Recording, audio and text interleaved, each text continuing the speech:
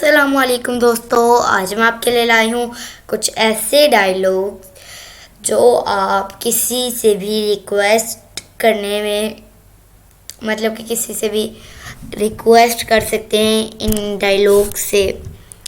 तो अगर आपको मेरी वीडियोस अच्छी लगती हैं तो जल्दी से चैनल को सब्सक्राइब करके बेल नोटिफिकेशन ऑल पे ज़रूर लगा देना और साथ ही साथ ऑल पे भी लगा देना और वीडियो को लाइक करके शेयर ज़रूर कर देना।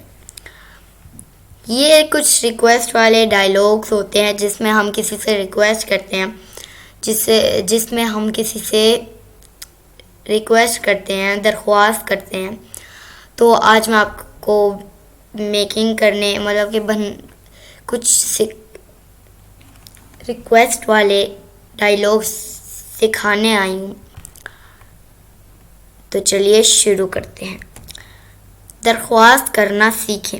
प्लीज़ कैंसिल इट, प्लीज़ ये तर्क कर दो, प्लीज़ कंप्लेन हिम, प्लीज़ इससे शिकायत करो, please dance, please nacho, please eat it, please ये खा लो, प्लीज़ फाइंड इट, प्लीज़ इसे तलाश करो, प्लीज़ फ्लाई इट, प्लीज़ इसे उड़ा दो, प्लीज़ हायर इट, प्लीज़ इसे किराए पर ले लो।